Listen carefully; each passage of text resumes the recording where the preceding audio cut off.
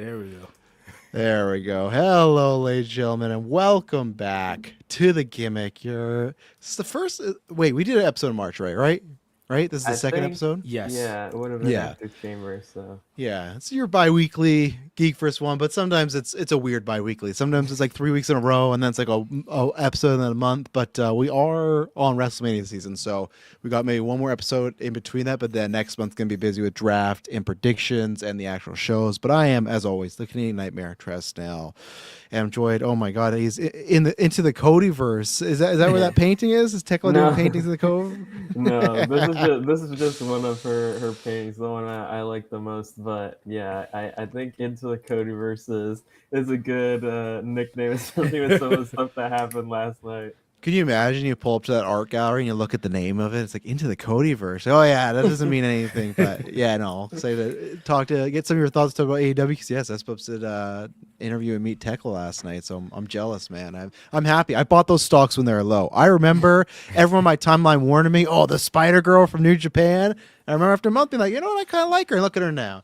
She's doing art. She's world's champion. She's there's like a really good shot she could be going into All In. We'll get there. But I think, especially with Toni gone, she probably is. I think we're looking at Monet and Tekla. So we'll see what happens. And then I'm joined by Justice for Cardona. Oh my goodness. David, how's it going today? I mean, it's going good for me, going bad for my man Matt Cardona, who's just got sent as cannon fodder to poor Randy Orton. Yeah, we're gonna get there. And that's probably where we're gonna start. We're talking about a bunch of stuff. So today's like a little bit of a catch up. There's not like a big overall because we will talk about Revolution, but that is a week old. So we're just gonna use some of those matches to talk about some of the stuff that's happened in AEW since then. But yeah, we're gonna talk about some of the new Mania matches and the builds there. We'll get some thoughts from S Bubs on Stand Deliver and what's going on in the NXT verse. No Cody verse there, but the NXT verse. And just a bunch of random. I'm sure, as always, Jericho will come up at some point. Even though I think Jericho didn't come up. Actually, he did come up last episode because I won the draft. So yeah, I will look. What is the things we talk about in every episode that come up is we mention Jericho at least once. Yep. And at some point we'll talk about like Edge versus Randy Orton. Yeah, I think that's my fault. Yeah, that always happens. But yeah, so for the next, let's see, if there's one between, I don't know, but I know for sure there's going to be an episode either Saturday the 4th or April 4th or April 5th because we're going to do our WrestleMania predictions and then the draft because it's a week before. Oh, well, maybe not actually. We'll see, I guess. Oh, no. All right. That's why. Because the 10th to the 12th, I'll be in Vancouver with Dylan for Dynasty. So I won't be there. So we're going to have to do our draft that weekend. And then, yeah, we'll, of course, cover both nights of WrestleMania. So we at least got those. And then in April, probably I'd say near the back half of April is when we'll do our next GM mode stream as well. You can check.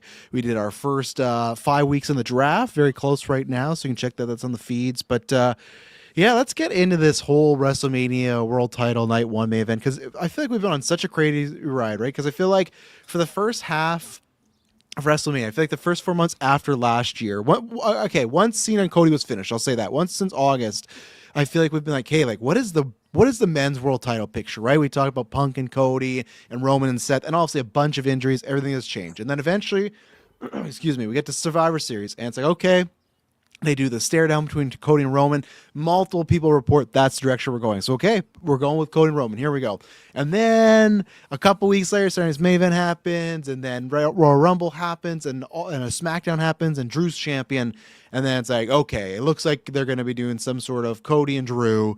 All right. And then it's like transforming into Jacob, Cody, and Drew, and then Jacob, Cody, Drew, Randy. Because the last podcast we did, Randy Orton won the chamber, and they announced Cody versus Drew. And I think everybody, the whole internet was like, oh, yeah, what's going to happen is, some shenanigans, and that way. And then a couple days before, I think it was like Meltzer and Self-Made. Multiple people were like, it's just a singles. And then, Cody just beats Drew. The reports were like pretty much like, it wasn't even reports where they're like, oh, these could be like the WrestleMania direction. That's like Cody's beating Drew on Friday. And it's crazy. Yeah. And obviously that's where we've heard from multiple people that the cards just changed a lot. And obviously it's not even just because the tickets are great. If it's just because, man, people have been like Seth obviously was the start of that, but people have been getting injured left, right, and center. Stuff's happening.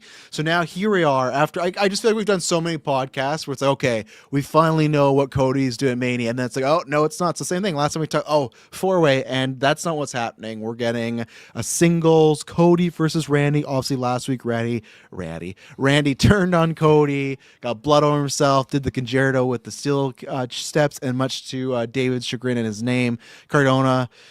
Again, Randy was on the wall here. We knew week 2 he was already like jobbing to Trick and stuff, but still, that's fine. Maybe you could recover. But he's tagging with Apollo on main event now. He's getting that Backlash WWE title match against Randy. Where is Backlash? Where is that even? It's in Tampa. That's okay. To Orlando. He can be at the Disney parks promoting his. He could, yeah. It's either that or if they're ever in Long Island, that's why. Cardona, you're up. But so Randy Orton has full on turned heel.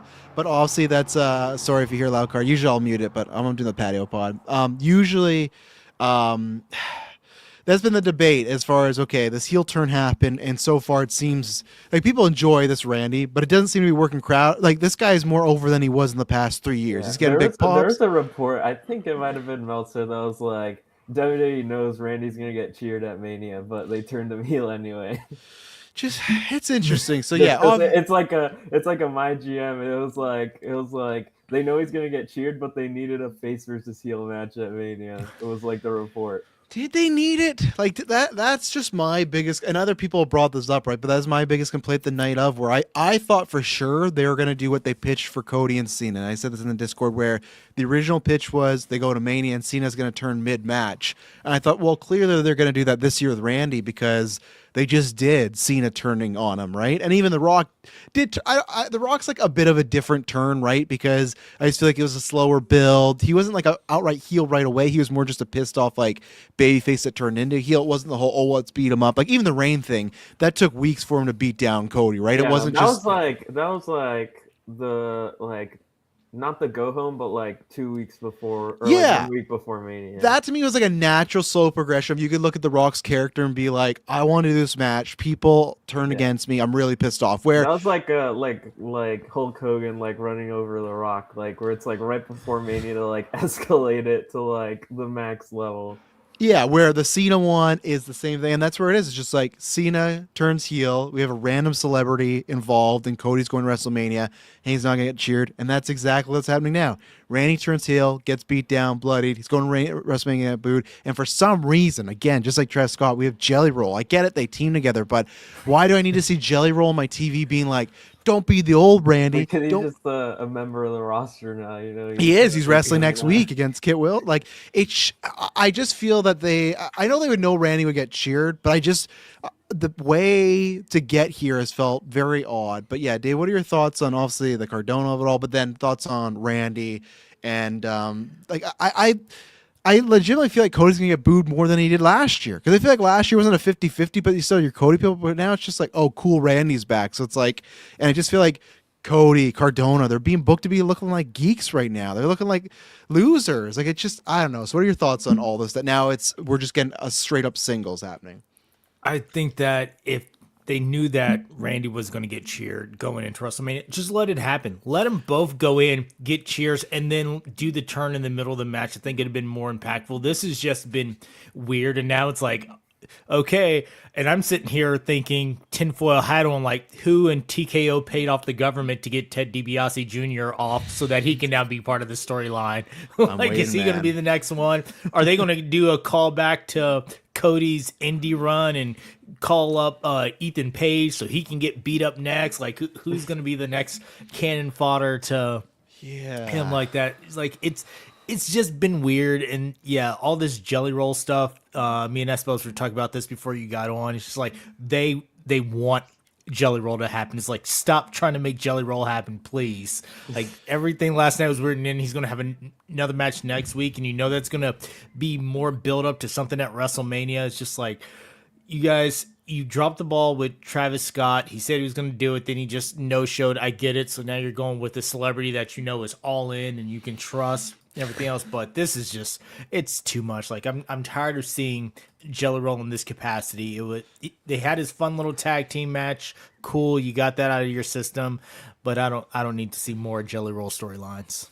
Yeah, it definitely feels like they wanted Bad Bunny and then they didn't get him. Like, well, Jelly he'll take the call. We know we got him. But what are you feeling, I suppose, about the turn of the feud so far?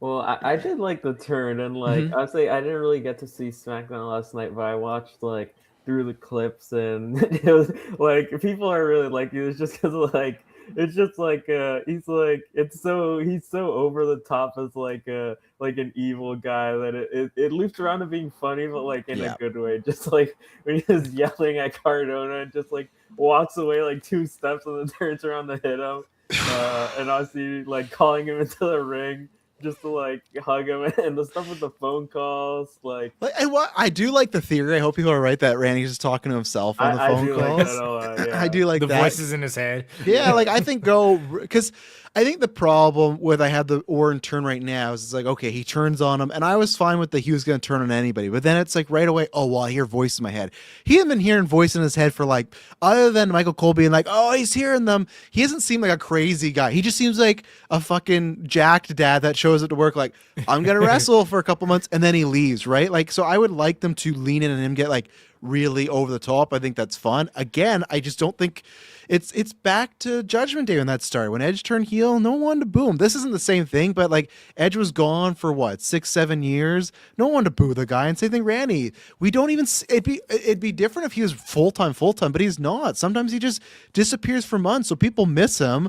And like '09 Randy is like everyone's favorite Randy. So if you even want to try to evoke that, everyone's going to be hyped about that. So I just don't at that point. I think as much as Cody wouldn't like this, I feel like it would have just been safer to do Randy and Drew then, and just have Randy do this stuff, but just as a baby face. Like just get the pop, do '09 like Orton, but he's a baby face this time. And Cardona, it's just like it says Discord. Why is he walking out there? Why is he hugging Randy Orton? Like, what do you think? Like, I'd be fine if there's an attack, and I'd rather just Cardona just go into the ring and call him out like, you beat the shit out of my friend, I'm gonna beat you up, and then Randy comes from behind him, low blows. I'm like, there's cheap ways to do it, but why does Cardona have to look like such an idiot twice? Like you said, I suppose you walk away, get hit, and anytime you see some profile or thumbnail of wrestler on the ground and wrestler just standing over them, they look like a loser. It's like a power shift. I'm very curious how Cody gets there and responds when he's back. Because at least with the Cena stuff, he did have some promos that won the crowd over. I just don't know if he can do that this time. Cody's great on the stick. So if anyone can, it's him. But I don't know. It's just like with Cena, that was something different. Because it's like, oh, you're going against your fans. First America. But Randy, it's like, he's a piece of shit and he's okay to be a piece of shit. Like, I just don't know what the angle is. There's not really much you can say to Randy that No. it's like he wouldn't like, because even like in the promo on Raw, like the 480p, it was like people are telling me like what I am, and he's like, I am a killer. That was like the thing. Like, there's not really anything you can say that's not like for him would be like a positive. And the whole thing Cody was doing for a while was like this isn't the guy I know. You know, for Cena, right? Like my hero, like the guy, like I know the real John Cena's in there. This is like somewhat the real Randy Orton, right? So I just feel like they're really setting him up. I still think that the 4-way was the better option overall, and especially because all the stuff you could have done after WrestleMania, unless Cody has some time off that I don't know about, and that's the thing where we're gonna do predictions in a couple weeks. But I just feel like Randy's winning, and then I would say the fact he didn't punt Cardona makes me think he's definitely punting Cody at Mania. Like, they said like the arm breaking spot for Cardona. Like, I feel like if he was losing, he would have like punted Cardona here, and then at Mania he misses the punt and Cody beats him. Yeah, and even then though, like I said, like again, I'm doing fantasy booker. I still wish that even at the Mania match that he punts Orton, and because usually it feels like with night one they like to end on some sort of like kind of like a twist or a big moment. Obviously, last year they did the Seth turn, right? And I thought, yeah, that's what you do is Randy can't beat Cody. He punts him, and everyone's kind of shocked because that's the same way as like if Cody's kind of getting stretchered out after a match, people are going to cheer, but then maybe be concerned. Where like the SmackDown beatdown, it was one of those turns where it's like people love watching this. You know, they just love seeing him get beat up, and they're asking him to RKO him again. It just makes Cody look bad, so I'll be curious what the story is. One more time for Cardona too after he broke his arm. The one more time chance, I'm just like, oh man. And back to the Cardona thing, I didn't understand the hug. Like, what they have no history. Like, this isn't Cardona and Edge where like he was an edgehead or anything like that. Like, they have no. Why are you? Nothing about this made sense other than you just wanted to job out Matt. And like, why is Matt Cardona the guy that's gonna like talk Randy Orton off the cliff? You know, like when Randy's like, "Yeah, you're sore." It's just, and I get it, right? Because they just the don't. Nightmare Family. Well, yeah, exactly. That's right. That's why he's there close, For like 2 weeks. and even then, it's like. Now I just worry, like if they bring Brandy on TV, I don't know if it's gonna get booed. Like I think the way they've been doing this, like I feel like they're making They would Randy definitely cheer like him RKOing her. That's the thing, like, and that's not like, and like I am with people where I wasn't like on the bandwagon to turn Cody heel because he still gets reaction, he still has these merch sales, but I feel like baby versus baby would have been better, and we get the turn, and I really don't know. I don't know what they're gonna do with Randy. I don't know what opponents they're gonna. Like what? Let's say, okay, he punts Cody, he wins. Who's the post rest other than Cardona? And even then, he would get not cheered. Who's the person that's going to go up? Maybe other than Jacob? Is Jacob like the only one right now? Trick would probably be like a match. Yeah, that probably could work. Alistair, since like Alistair like turned him evil. I mean, technically in story he did. He taught him. He did what Karrion Kross couldn't do. You know, people are saying like this is if Karrion Kross was actually booked well because he talked to the guy and he actually turned evil. He did turn. He talked to Sammy and he just beat Sammy. Yeah, like, this is like if they were actually giving Karrion Kross where the Kross, trying to turn Sammy and AJ, and it just didn't work. This guy is just a geek with his work. He just lost them multiple times, and yeah. Okay, so Jacob Trick, the block that to me is a scary like. That's you do that on a SmackDown. Or a Sunday Night's Main Event, even like that. Like that could be fun, but it also has the potential of being like a Styles clash. So you know what? Okay, you got Trick and Jacob. Trick, you turn them. That's 2 months. Then Cody gets back, right? Yeah. Some rematches, and I just hope it's not that. I hope it's not just like I said. That's a Saturday Night's Main Event, maybe. And at least I would like them to do Cardona and give him some wins, because man, when I saw him on Main Event with Apollo, like if you're like, I know people joke about on Main Event. No. He's winning on Main Event. Like at least with R-Truth, if you team with him, you're at least winning some tag titles. You know, Miz, Damian Priest. You team with Apollo, you're in like that's worse than Guantanamo. Like Main Event is as bad as Paul Catraz. Like no one watches. I don't even know why they still film Main Event. Like where does it even air nowadays? Just on YouTube now. Yeah. Who like what? I gotta look up what the last numbers for the fucking YouTube Main Event was. You know, but yeah, I just hope it's not the same story as Randy holds it to SummerSlam, Cody wins, and. Again, I'm saying Trash told you they've booked Cody to get booed. They've put him in the situation. Like, look at the way they booked him with Jacob when I was worried, and that worked out really well as far as it. They did the brawl, and it all worked out. Okay, so the main event's getting 267K. So I guess it's not. It's only 22 minutes too.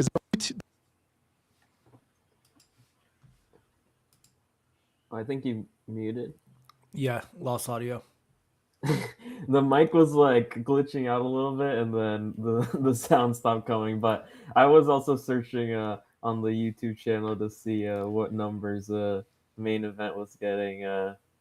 I see they posted some of the. I have to scroll past all the SmackDown stuff. 267K it is, and so it was Matt Cardona and Paul beat Fraxium. I didn't even really beat Fraxium. Oh my god! And then Grayson Waller. Paul Cruz is like the Undertaker of Main Event. I don't think he's like ever. I don't think he's lost in like 6 years. Like people post the match graphics, and it's like Apollo Crews is in like every match. I don't think he hasn't lost in like years. That's great. And then it was Grayson Waller versus Shiloh Hill, who I don't think I've ever seen ever. I know he's on NXT, but very like the vignettes for him were like they were like so bad it's good, but in ring it's he's okay, like he's still green, but the vignettes were like they were so bad. It was trying to be like, I don't know, like Gen Z, like Bray Wyatt type stuff, but it was just like hilarious. Oh no, these motherfuckers breaking kayfabe. As I see this, apparently there's a pic of CM Punk going around at Disneyland yesterday, and apparently the rumors was he was there with Seth and Becky. My God, worst kayfabe ever, you two. Worst kayfabe ever, you motherfuckers. For like a week, you guys hate each other, and it's like, oh, it's fine. But yeah, I don't know. I'm very curious what they do with Cody now. It does feel like, unless they want that, if they want if their plan is, hey, we want you to get the John Cena Roman Reigns reaction where it's 50 because it's always hot, right? That means the crowd's hot. Then I would applaud them. If I were to sit down with Triple H and you know what actually we want, even though I don't know if I'd believe him, but he's like, we actually want this reaction for Cody. To go, well, this is the way to do it because I feel like they're not gonna be happy he's main eventing again, and just a singles feud. The 4-way you kind of could have hit it, and I still wish that was the way. I think that could have been a more fun match, but we're doing that, and then I guess we're doing Drew and Jacob, and I imagine Jacob's going to kill him because Drew has to go film, Highlander, right? So yeah. I saw the SmackDown clips of them like falling off the arena or whatever they're doing. So yeah, they like at the start of the Drew. Oh, S-Bubs, your mic's acting up now. You got the crimple that you had going on during game mode, and now you're muted. I'm not sure where he was going with it, but they should do some sort of Falls Count Anywhere big brawl and stuff. We can hear you now. Yeah. We'll tell you if it comes back, but they should do. Yeah, they were all over all over SmackDown. Just every time you look, they were fighting in the arena. I was like, that was actually one of the fun part of the clips in the rewatch that I got to do of it was just watching them fight through the arena. Mm-hmm. So we're definitely going to some big match to write Drew off after this. Yeah. And then, that probably makes sense. Jacob wins, and then they do Randy, which they haven't yet revealed Drew was the attacker, right? Yet? That hasn't happened? No. They just should do this. They should just have Drew be like, and by the way, I attacked. That's it. Like, just get it done with, maybe they never will. But, that makes sense. You get Randy and Jacob, and at least Jacob will get cheered. So there's some potential. I think it's great to see Randy doing this stuff. I don't have a problem on his side of it. It's just a weird way of them trying to make you believe this guy's a bad guy and just be like, okay, obviously he is in the kayfabe. Yes, he is an actual bad guy. He's hurting people, but I mean, like the way that they think people would boo this guy, or maybe I guess they didn't. I just don't know. Then if they know he's gonna get cheered and they turn him heel, then what's the point? Like we said, just have him do stuff. I don't know. It's confusing to me, but it makes no sense. Yeah. We'll see what happens. I hope the match will be good. I know some people are worried about it. I think Cody and Randy could actually do something good. I think they should play into the crowd reactions. I'm not saying Cody should wrestle as a heel, but they should. I just hope they don't wrestle it in like a Cody Rhodes for the pure babyface comeback way, like that type of stuff where the crowd just shits on it. Like find a way. Like I think again that Jacob Cody match from main event a couple months ago. That's like a good blueprint of start with like a brawl right away. Like they should watch this sounds bad, but they should go with like what they did with Young Bucks and FTR this week of second the bell rings, it's just a fight. Not like a tie up, not like a collar and elbow, like Cody's trying to do a small package pin. Like, no, it should be we're going for it, They both hit the left D stick in WWE 2K26 and just go out there and start Exactly, and that's where they should definitely book Jacob and Drew another night if they do some sort of brawl, because they should put a stip to this. I was gonna say Drew and Jacob, I feel could be like a Falls Count Anywhere, especially with the angle of them like they like fought in the parking lot and then like threw each other like off the building and stuff like that. I could see that being like that stip at Mania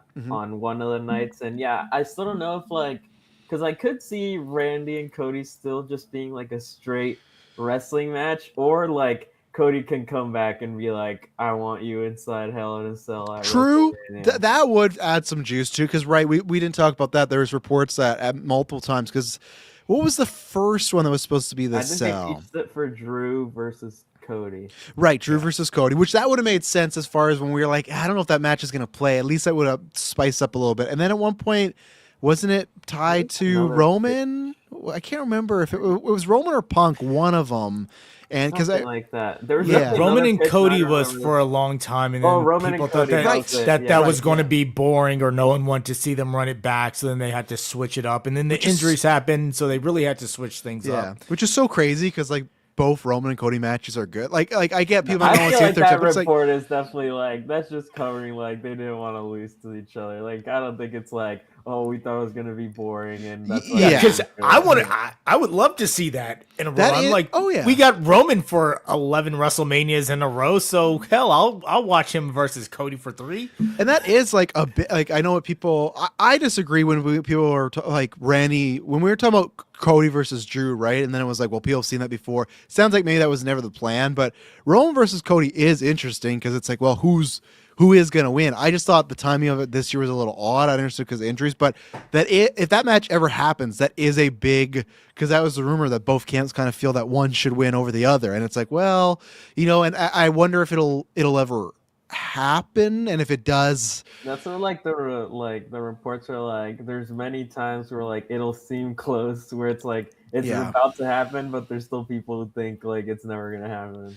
And like as much as I'm a Cody guy, like I can't make the case for Cody to win that one, because if you looked at the trajectory, it's like, hey, Roman won the first one, but as a heel and he cheated. Cody won the second one, and if it's like the feud ender, like even though he like came back, it's like, do you give it to the guy that left and started AEW? It's like, I don't think so, and I feel like that's the way Roman's probably like, I ain't doing that. Like I don't know, like I'm not leaning down to him for the third one, right? And it's just like the only way I think it's fine is if we ever get Cody as a heel, then he could easily lose, and it doesn't even matter then, because it's like okay, but if they're both baby faces, that's where it's like. That's tough, because then you establish that hierarchy. Where this year, it doesn't matter. Punk, you're getting the hierarchy, as his cousin used to say, the hierarchy of Netflix Raw is about to change. Because Roman, and he's still beating Punk. Back. Yeah, Bloodlines. Yeah, exactly. They're setting up. I said this last like, gimmick. If a ref bump, the Usos are gonna run in. It's like they're gonna super kick Punk. Yeah. You're gonna hit the 1D on him, and then Roman's gonna win. And the crowd's gonna cheer too. It's not even gonna be boos like some people will. I said this last gimmick. I literally think Roman thinks he can run back the bloodline thing again on Raw, though, of being part-time and all this stuff. Again, the part-time stuff doesn't matter. People had that debate this week, which Roman he didn't have the best promo this week with they definitely, but I think some of that's a bit on purpose, because when people are like, oh, he looked like the young boy, I'm like, I kind of think that's what they're kind of going for right now, because the weird thing with the weird thing with CM Punk's character was he was doing the old grizzled vet thing, right? And it's like, okay, what young guy's gonna knock me off? And I think clearly because he's losing to Roman, they're trying to position Roman as like the young guy, even though he's been like the 11-time man. Like he's not like Braun or like anybody else that was gonna beat Punk, but they're trying to make it look like, oh, if Roman beats Punk, he's no longer like the young boy. He's not below Phil anymore, right? So I notice people like, oh, Roman's pointing out he's a part-timer, bad promo. It's like, yeah, but the crowd doesn't care. They don't care that he's part-time.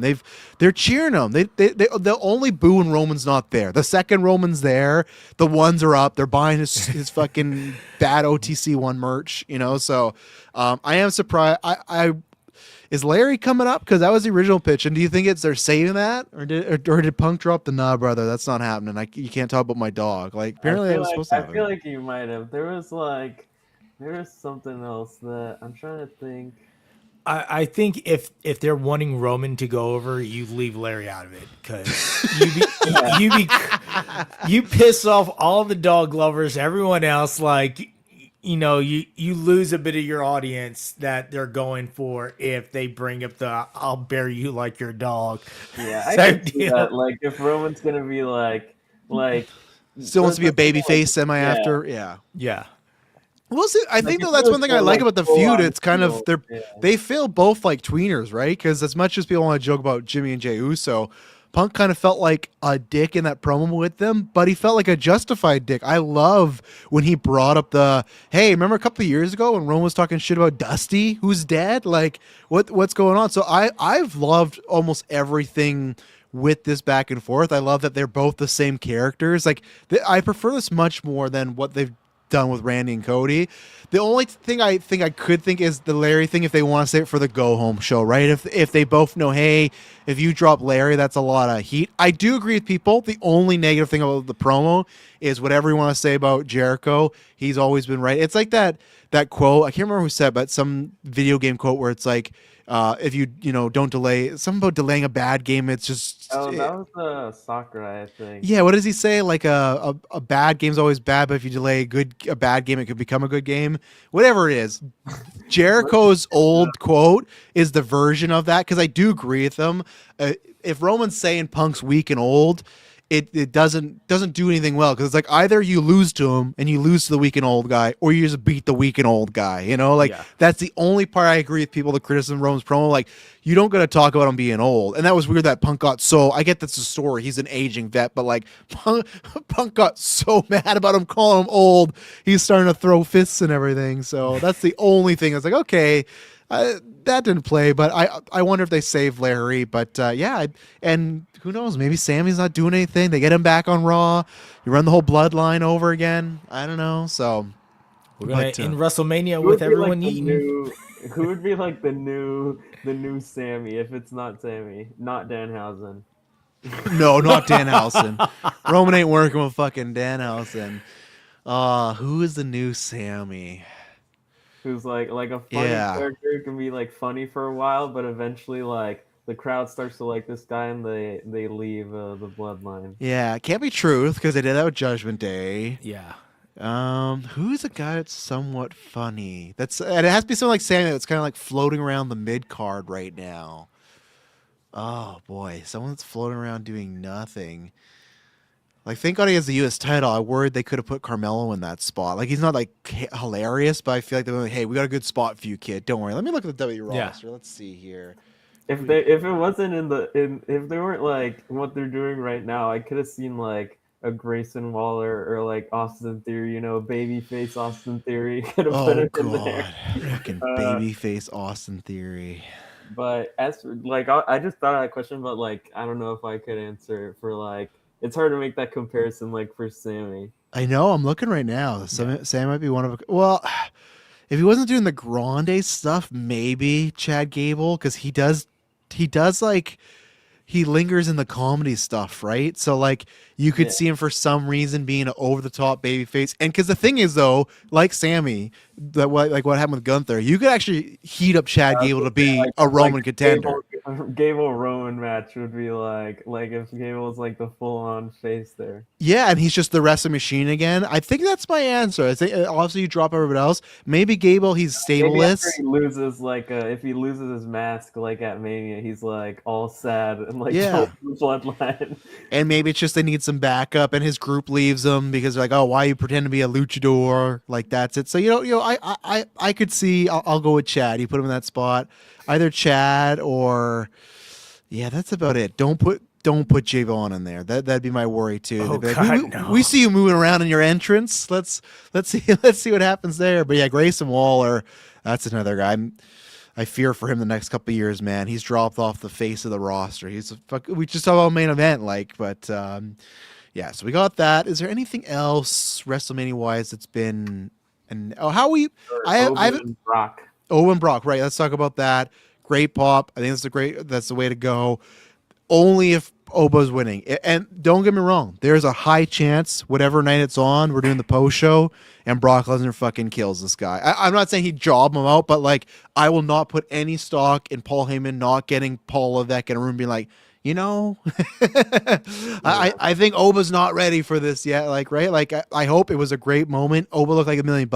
Especially, I love Oba when he has his hair down. I don't know why, but when Oba has his hair down, he just looks like a fucking Mortal Kombat character. Like, he's the best. So I think that has a chance to be a good 5 to 8 minute fun match. It could be similar to a Goldberg Brock from WrestleMania, like 33, I think it was. Yeah, 33. Yeah, so I think it is. But again, it has to go with Oba win. If Oba loses, then I say this wasn't worth it. It'd be better if Oba was in a multi-man, like, IC title or US just to show off some big spots. So I don't think if Brock loses here and then in 6 months from now he loses to Gunther, that's a big deal. Have Brock beat. I was gonna say, I think I could see him losing here and then like on a Backlash or like some other B show, he just like destroys someone to like Rusev get his feet back. Yeah, Rusev, buddy. Actually, fuck. Rusev could be the bloodline guy with the whole Rusev Day thing. He could be. If you want to talk about the Sammy thing, you want to be a comedic character, he could fit right in there. He's not going to get as popular as Sammy, but I agree. I think that would be the route to go. Is like have him beat someone big later on, and then or give him. I'm sorry, Ela, but like Dragunov, you might be the guy they feed him to. You can give him a high intense match, but Brock still gets the win. So yeah. I could see Oba winning this just because I think Brock is invested by the fact that he told Oba, to stand on him and do like he's giving them those little nods to make Oba look better and guiding him in that way. And when Brock's actually invested and actually gives a damn about what he's doing, like they put together some good stuff. And I think that I could see a version of this where Oba ends up taking it. Yeah, and it could be one of those like sleeper matches. That's the thing. Whatever you think about Brock, as far as one, the way he's been booked over the years sucks, and his personal life also sucks. I don't think this is needed.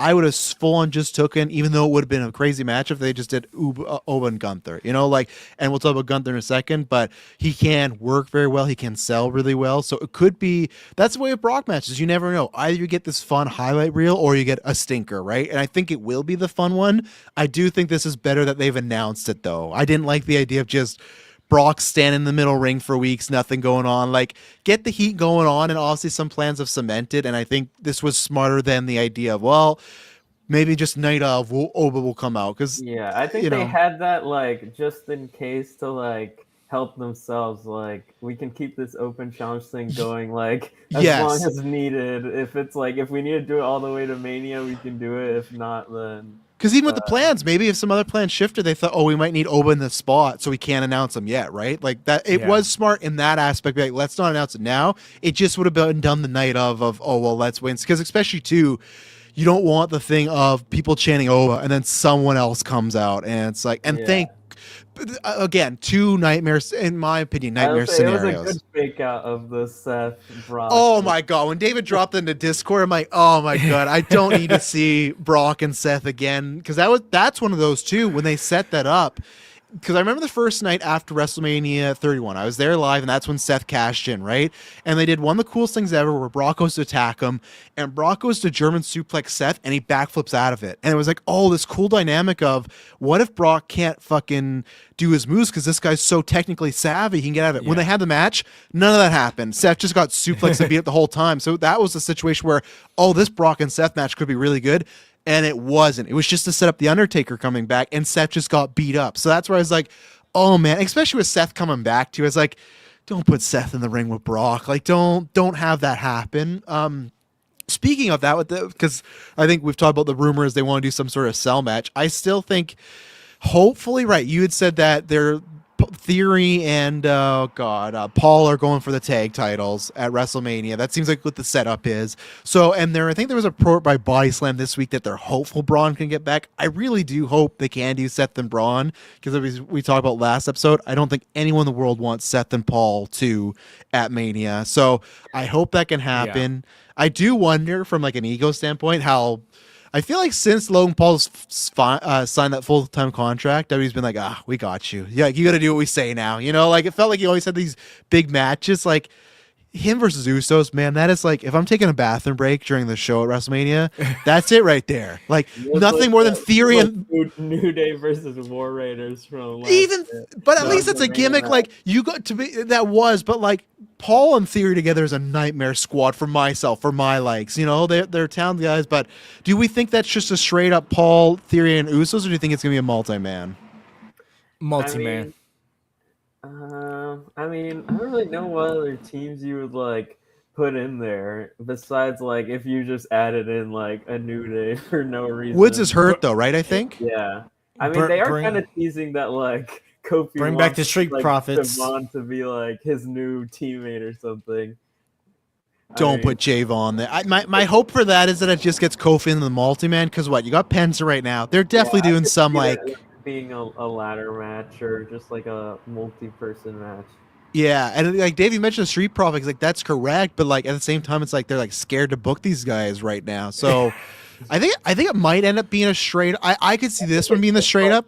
2v2 straight up. Yeah. Well, and I was gonna say I could see SmackDown, but what are we kidding? SmackDown's not making. Before me. Yeah. SmackDown's not making the main card. Who are we joking? SmackDown, because who just won the goddamn tag? Right. The weapon of truth. Man. You see the photo with Triple H? I saw the fucking photo. Yeah.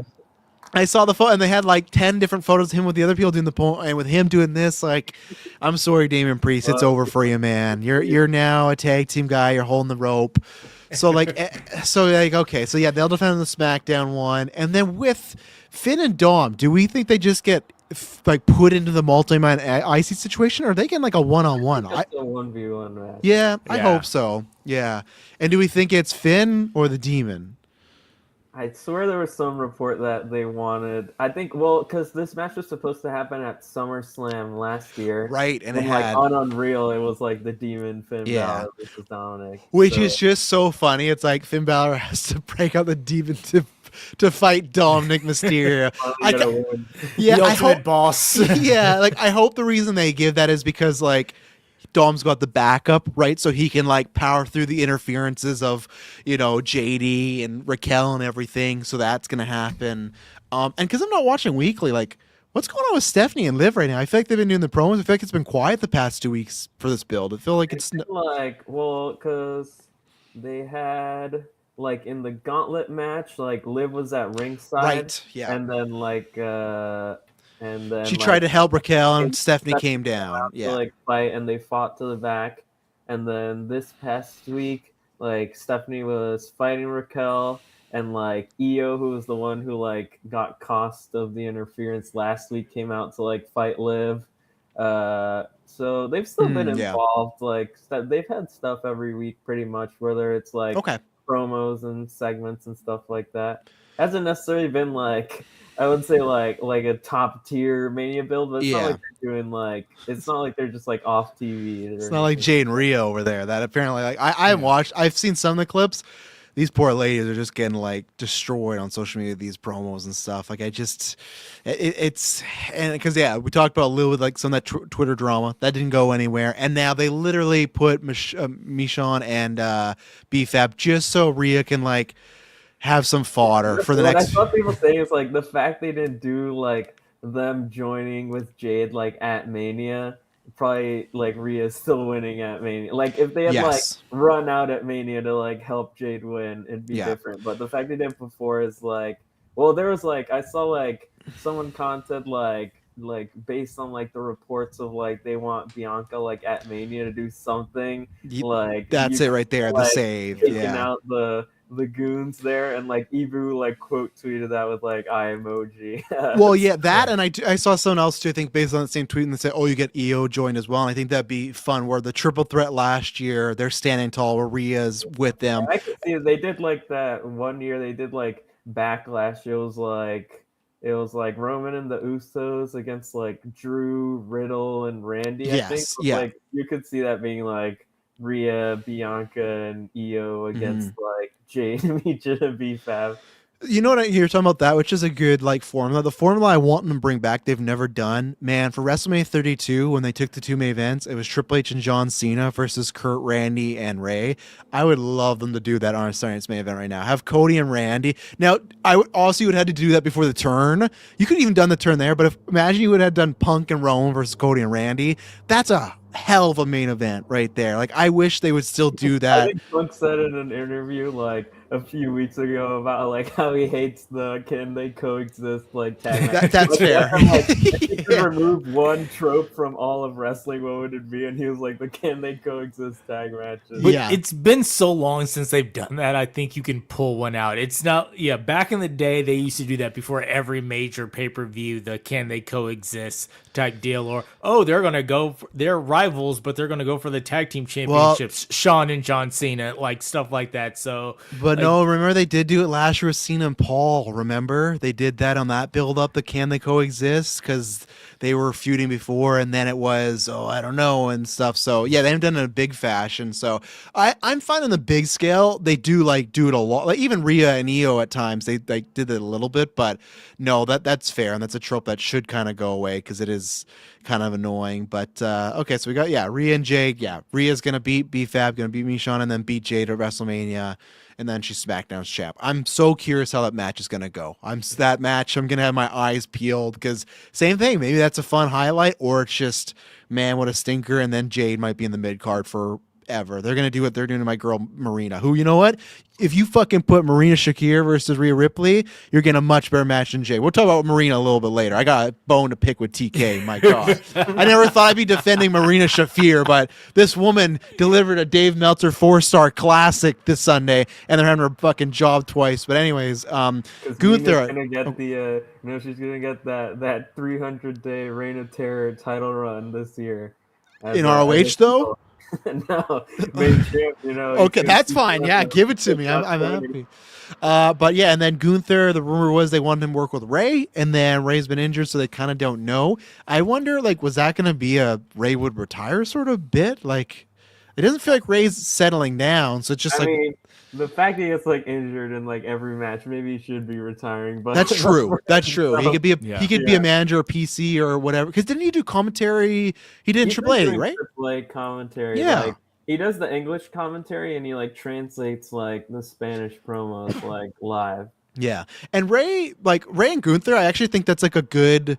Like, I think it's a good setup. There's a good promo there, a good match. Like, I was when I heard that, because we've been talking like, what the fuck is this guy doing now that he's not versus Gunther? I was like, you know what, Ray and Gunther, I really like that. But if Ray's not good to go, I really don't know. Like, I know you could just. I know people always spam like, oh, give him Dragunov, but like, they're not going to do that at Mania right now. Dragunov's not there, you know. Especially like people want like, oh, like Dom and Ray should be like Ray's retirement match. So I did see people throwing out like, if it was like Ray's career in WWE, but like you do the Dom versus Ray match in AAA or something. Oh, right. Yeah, you could do that. Yeah. And here's one. I didn't even know on the roster now when people are injured, they put like a little plus medical sign by them, because I'm looking at Kevin Owens. Is that like SmackDown Hotel or the actual? It is SmackDown Hotel. Yes, my bad. Okay. Say SmackDown Hotel will give you the SmackDown plus medical Hotel sign. is We'll tell you more- who's on TV. Oh, yeah. No, it is. I just thought that was Hotel is more WWE active. doing that now. Like, this guy's hurt. The fun ones are just the inactive. Yeah. And now I'm looking at it. I guess this is another person that could versus Gunther, because this was talked about along with Seth was the LA Knight Brock match. That to me was a dangerous match. I don't think that could have worked. Brock versus Dean Ambrose 2.0. 100%. I think even though it doesn't fit with the career killer thing, you could give him LA Knight for and the honor of Cena. yeah, something. Yeah. You know, I was a big man. He refereed my match, but I was gonna say with LA Knight. Could be good. But I was gonna say, is there any like legend that's out there they could reach to come in and lose job to Gunther? Like, I've been trying to rack my brain around. Is there something that's like somewhat active? It's not Stone Cold, because it sounds like he's just not doing anything right now. It sounds like he doesn't want to wrestle again. I can't think of anybody with Gunther that's someone that's out there that's like ring shape that could, you know. I feel like there's people like even like the meme pic of like Undertaker. I feel like he's like he said like his knees are like too cooked to do anything. He ain't giving no old school. So I don't know, like it Imagine is something where like you don't even think about it, and they're like, oh, it could be this person. Imagine it's Matt Cardona and they send him to like just NXT again or AAA. They go, you're gonna put your WWE career on the line. So yeah, I mean, you could do something like someone has their like SmackDown or Raw career on the line. That's like what Daniel Bryan did when he left. Right. Like that retirement match is actually only for his SmackDown career if you watch it. So I guess they still wanted a chance if they ever brought him back. Yeah. If he re-signed to just put him on Raw. Yeah. What a weird thing. So yeah, I guess we'll have to see. And then we got the women's tag titles. Seems like that's gonna be a multi-person. They're setting up Charlotte and Flair to get a shot, or Charlotte and Bliss to get a shot. They got the Bellas. They wrestled. Was it last night or that's coming up? The Bellas. Last night. Last night. How was that match? I didn't see like anyone really talking. I heard nothing about it. Surprise! There was a Bella botch. Yeah. I was gonna say, I guess it could have been like, it couldn't have been completely horrible or great, since like I haven't seen like that many clips of it. If it was like either way, I only saw like the ending that was just like a DQ. Yes, I keep seeing the clip of Charlotte fighting Nia and how Nia's just like not selling for her. Those two are just fucking oil and water whenever you put them together, man. So yeah, that'll be it. I'm still sticking with my prediction that's Bellas get their moment at Mania. They're gonna go for the cheap pop there. Also, so Lyra and Bailey are probably gonna be added to that match. Yeah, they did that on Raw. Yeah, because Bailey can't beat anybody. I still haven't seen AJ and Bailey. I gotta watch that, but and then Bailey can't even win in AAA. So it's just like Bailey again. The TK money's in right there. It's right there. I know you gotta change your name, but come on, get out of here. I feel like this is your role now. You know, like they gave you that WrestleMania shot against EO, and now this is it. But that multi-woman should be fun. So I'll say the Julia and Tiffany. I feel like that's gonna become a multi-woman match, because they're doing Julia and Tiffany for the U.S. title like next week, like on SmackDown. But there's also like this week they teased like like Julia pretty much saying to like Kiana, like, I don't really need you anymore. Yeah. And then like Chelsea is like kind of still involved in that whole thing, but she's like injured, but she's not really that like you can see like She could work a stuff of her four-way. where she's been like walking around and stuff. Yeah. Like the wheelchair is just like kind of a joke gimmick that she's been doing, but like if she needed to wrestle by Mania, she probably could. Yeah. So I feel like it's a triple threat or 4-way with Kiana or Chelsea added into that. Yeah, that makes sense. And then they could probably have those separate nights, right? Like the women's tag on one and the US on the other. And then it's just for me a question if Asuka and Io are going to get in that card. You know, like I said, it's interesting because I feel like because I don't know, because the Asuka and Io thing is interesting because Asuka and Kairi are still like they always kind of talk like, oh, we still want like the tag titles that we lost. Yeah, but that could still be because. Yeah, it's interesting. I still really don't know what's gonna happen like that. It feels like they kind of have like both options, and they're like still deciding on what they want to do of like putting them into a tag title match or doing Asuka and Io.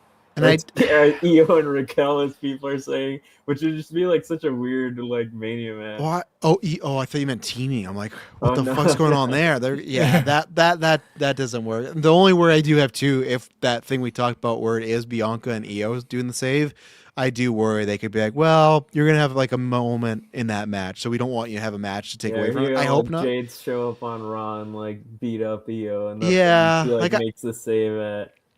Does the bloody Jimmy Uso gimmick with Io, in front of Rhea. So I hope not, because again, to me, I think that's super weird if Io beat Bianca and Rhea last year and she's not even in the card wrestling. That's super weird to me. Like, even at least put her somewhere like an IC or the US. Like, even then, I would take her just like, oh, for some reason Io's also in the US multi-woman match. Like, make a reason, whatever. Just get her on the card, not just doing an interference. I'd say, like, for me with Gunther, like, even though it'd be like very much like a step down just in terms, like, I would just like if you really have nothing else for him to do, I would just put him like you get that ladder match where there's like a bunch of high flying guys and just put him in there to just like throw these guys around in this match. Yeah, you could be. Yeah, I think I'm still on the bandwagon. I'd rather have a quick solo, and that's why I'm pitching the LA Knight thing. But yeah, same thing. I don't want him not to be on the card. That's just super weird. Because didn't it happen? Oh, like last year, was it last year? Sammy, right? He just wasn't on the card. Like, took a package pile driver before Mania and then just wasn't on the show. Yeah, it was super weird. Like he's doing nothing. This guy beat Gunther last year. He's doing nothing. He might have done something because he was on the Raw after Mania. So maybe because remember KO and Randy got canceled because of KO's injury. Yeah, so there might have been a chance he could have been like involved in that, especially since he was back like literally like the night after Mania. Yeah. Man, that's talk about somebody. You fucking give me Gunther and Kevin Owens right now. That'd be something of like, imagine. Yeah, I know he's not ready, but like, imagine if he's the career killer and you have Kevin Owens coming back from his career almost being killed, and it's like you have that dynamic, and then you could set up him and Randy. Like, KO is, because I saw people tell, he is severely missed on the roster, and that's where it's like, that'd be something great. Maybe Gunther does an open challenge. Maybe he's like, maybe he's just Hendry, like, he's mad. And he's just. Gunther. Honestly, you could do something like that and just have like Gunther like get a quick 2-minute win on somebody, and that's it. He moves on. Like I don't know, or you get Santana out there. And Gunther's got to be on there in some way. Like you cannot leave him off the show. So. I don't care if it's a squash or what, but or you just get like like a Leon Slater just to have a fun 10-minute match there at Mania where Gunther wins. I do wonder because Triple H was around the era in the like WrestleMania 18 to I'd say like 24, 25-ish. They always, not always, but lots of Manias, they'd be like, okay, Carlito's not gonna have a match, but what he's gonna do, he's gonna have a segment with Roddy Piper and Stone Cold. I do wonder if Gunther's gonna get that. If he's gonna. They did that at like Bad Blood, where he had like the segment with Goldberg, where right? He didn't have he was world champion. He didn't have a match. Yes, but he just had like the segment with Goldberg. And I do wonder because Sean Ross Sapp did say that WWE was trying.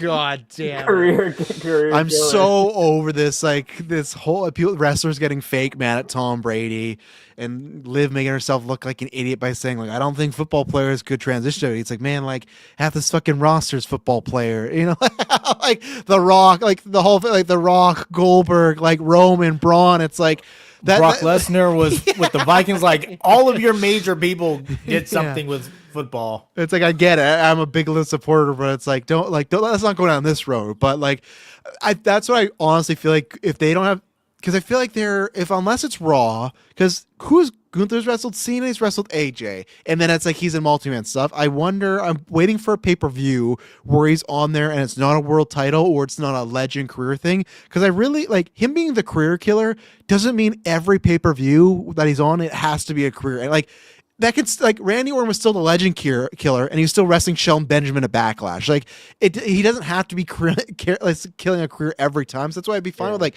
an LA Knight or Kevin Owens or somebody, or even if it was like Carmelo or Javon, just like let him go out there for 10 minutes, put on a good match, move along. But I worry they're like, okay, well, he's a career killer.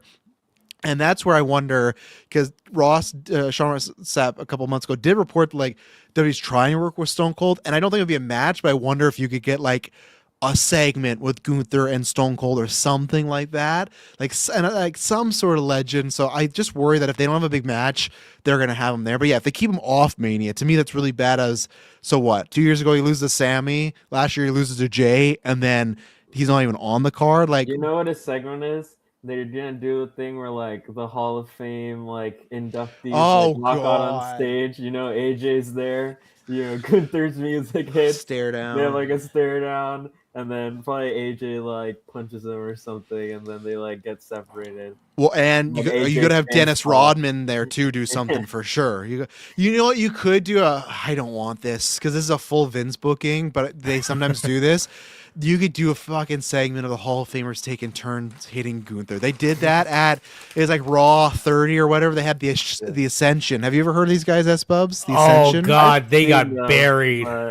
So they were at that time, they were the longest running NXT champions. They were a big Triple H project. They were very like Road Runners, Demolition. They had paint. That's what I was gonna say. When I've seen them, they just look like the knockoff like Road Warriors. They were, but in NXT they're booked to be like dangerous. Like you don't mess with these guys, they're gonna fuck you up.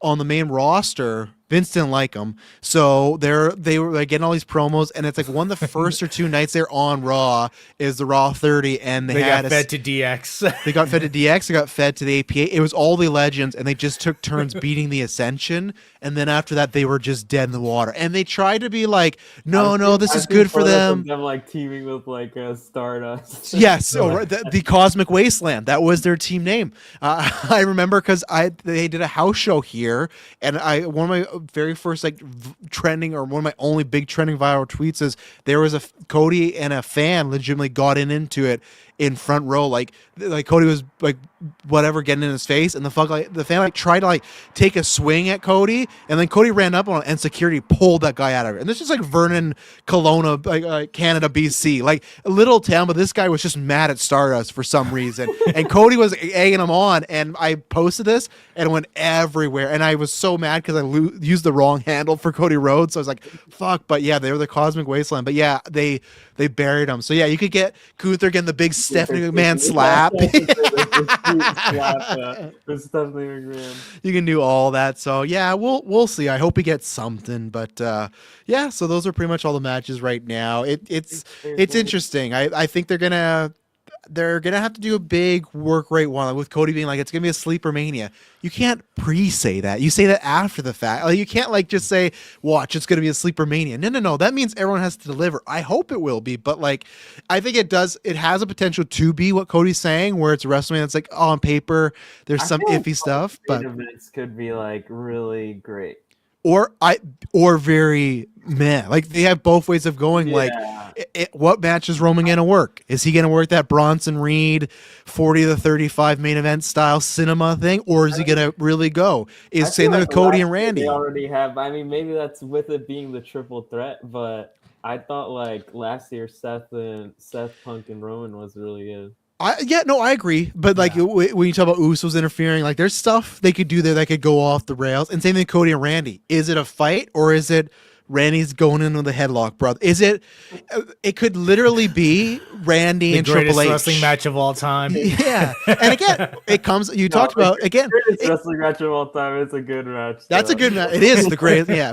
And that's the thing, like we joked about it. I'm a defender of the match. Randy has that recently of Edge and Randy, right? Another one of like, man, what a stinker people feel. I don't feel that way, but Randy and Cody, I think, has two ways where I'm a defender. I think it could be great. They could do that. I think it all depends on how they book Cody in that match. If they book him like the white meat babyface, it's dead in the water. It's going to be Triple H and Cena from WrestleMania 22, where they booked it that way, where it's built for Cena to finally get the comeback. But every time he would do offense, it would boo. And when Triple H would do like a hip toss or a headlock, the crowd would pop and it'd be like, this is not the way it's supposed to go. So like same thing. I think both could be great or both could be, man, what a disappointment. So it's gonna be interesting, so we'll see. We'll be there reviewing it. Is there anything else other than the NXT show? Is there anything else WWE main roster I've missed we haven't touched upon? Becky and AJ. That's right. Like, because we weren't sure, like, I was thinking maybe there was a chance, like, depending who won that gauntlet, like, if it was Asuka or somebody, there could have been a chance that, like, Becky and AJ was, like, a non-title match, but it is looking like it will be for the title at Mania. Yeah. I mean, that's another one that I feel will probably get a stip of some kind. I hope so, yeah. I could see it being, like, I feel like it's going to be, like, something like a submission or, like, I quit match or something like that. Yeah, that could work. And I still stand by Becky's winning, especially after the last gimmick. We're like, well, if AJ defends on the road, she's definitely losing. I definitely feel that way. I think she's there for WrestleMania season. Maybe we'll get like one more defense, and then it's Becky time, and then I guess they get to do like my fear is them doing like the best of three like at SummerSlam. Like they just draw this thing out, and I'm just stuck with whatever Becky's doing. Yeah, the cell, So so. We'll see, but I suppose what's going on over there at XC? How's Stand and Deliver? This show I actually didn't get the chance to see any of it. So how was this? Stand and Deliver is like the one that's coming up. Oh shit! What's the one that happened then? What's the one that Vengeance Day? But that Vengeance was like Day. a while ago. What was the one that did like? What was the one they just did like recently where there was like a bigger show? I thought this that week with like there was like the steel cage and stuff like that. No, then maybe I'm wrong. I guess Stand Delivers the April show, right? That's like a couple weeks early. Okay, so what's the card shaping up right now? Yeah, what's the card looking like right now? For Stand and Deliver is I'm trying to think. Well, the men's title match is gonna be. I mean, they haven't confirmed, but it's gonna be this. It's gonna be Joe Hendry versus Ricky Saints versus Ethan Page versus Tony D. What the fuck? What's Tony D doing in there? Tony D is like the Sting of NXT right now. He's dropping in. He's got his crowbar. He's beating everybody up. He like 1v4 the Dark State, just like absolutely destroyed them. So now he beat them all up, and now he's coming for the NXT Championship that he's never won in like his like 6 years being in NXT or whatever. So he just stood tall over the three other guys, just like destroyed them, and said he wanted the NXT Championship. All right, sure. Tony D that's still a thing people think is gonna, it's not happening. But that I don't know if that could be fun. That could also be kind of a stinker. That's a weird force. Joe and Ricky at Vengeance Day, it was better than I thought. It was fun. There's definitely like shenanigans and stuff like. There wasn't a full ref bump, but there was like Ethan Page was like on the outside, like distracting. They like both low blowed each other, not at the same time, but like at different parts of the match. Like Ricky low blowed Joe, and like that wasn't the end. So like as revenge, Joe low blowed him, and then that was the end of the match. But I mean, I feel like it could be fun. That's probably it's definitely like the reports are like probably Ethan Page is going up after that match, so I don't think he's winning. No. I mean, they could just give it to Tony D finally, and Joe just loses it, and then that's like a feud there for a while. Yeah. Or Joe could also I don't think he's gonna go up, but he could retain, but he's also the guy that I could feel like 1 week they're just like, get Joe up. Like we want someone there for SmackDown after WrestleMania. Like I think he will be that type of guy that Sean gets that text of like, we need him now. It's like there's gonna be no warning. He's just gonna be gone because they want they want that WrestleMania crowd to sing his song or whatever it is, So before WrestleMania, it's interesting. Like I could see like the people who lose here being like either like the Raw after Mania or even getting involved in some of these like multi-person matches at Mania. Yeah, that's true. Because that happens sometimes where there's some crossover between. Yeah. Because what was someone was like that last year where they were working Mania and Stand Deliver, right? not both, but like remember Roxanne was involved in like people thought they were gonna do like Right. Bailey and Bailey and Roxanne her. match. Yeah. Then she randomly had like a match with Tiffany on the road to WrestleMania 2, like on a SmackDown. Yeah. Yeah. Okay. Uh, so that's the men's NXT title match. Hmm. The North American title match is just like it's Miles Bourne versus TBA. Like they're having a gauntlet eliminator match, and then the person of that match. That was David Finley's spot, brother. That was his spot right there. I'm telling you, it was Birthright and him winning. I believe the Birthright guys are in that gauntlet. Like I 100% he was going to be Birthright. I guarantee you he was going to. I'm not saying he would have beat Miles, but I bet that would have been the like hot. We got David Finley, new signing. He gets the WrestleMania NXT type of spot. So I bet that would have been his spot right there. So, but I'm sure Miles just retains whoever it is. You know? Yeah, it could be. I mean, I don't remember. I don't think they've announced like. I feel like it could be like Charlie Dempsey, especially since he just joined Birthright, Right. and honestly, they were in the same faction before, and he was like, if he probably beats Charlie Right. Dempsey He there. kind of held it over him. So there's some game tape there they can do for a good promo or vignette. I So think they've had matches before, and I remember them being good. I don't think it'll be like a crazy match, but it won't be like a bad match. yeah. The men's tag titles, it's the Vanity Project versus also TVA because they're having a tournament to like winner faces them. And I feel like the team, because Vanity Project are very like they're like extreme work rate team. Like they had like a I haven't seen what Meltzer actually rated it, but they had a legit like AEW type like trios match against the Americans. Right. You told me. It Yeah. was a great match. Yeah. But they were like that type of team. Like so I could see them. So for this tournament, the interesting thing is like one of the teams was supposed to be Eli Knight and Sean Legacy, who are like two of the recent like NXT signings. But I'll say also those like are the Evolve guys, right? yeah, and they're like very work rate guys, and I thought like they were gonna go all the way, and like that's gonna be your match. But Sean Legacy like got injured, and they replaced him with Elio LaFleur, who's also a recent guy, who's also a very work rate guy, who makes you think this is probably still the plan. So I feel like they're gonna go all the way, and then that's gonna be like your probably like the best match of the night on Sandal ever. I could seeing those guys against the Vanity Project for the tag titles.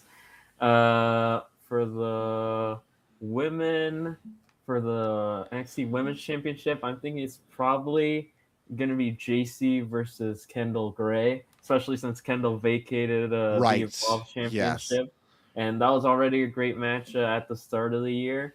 She's got to lose that. JC's got to come up. Yeah, like, I think that's finally going to be when she loses it. How much more time can this person cook down there in NXT? Like it's just like it's going to be if all three of Fatal Influence go up because they're also teasing like the like Fatal Influence like they're like not really liking that like they kind of do everything for JC and stuff. Yeah, like that. I think they're gonna Bullet Club her where it's like you can do the she loses, they like console her and then they beat her up. That's it. And maybe you could do one.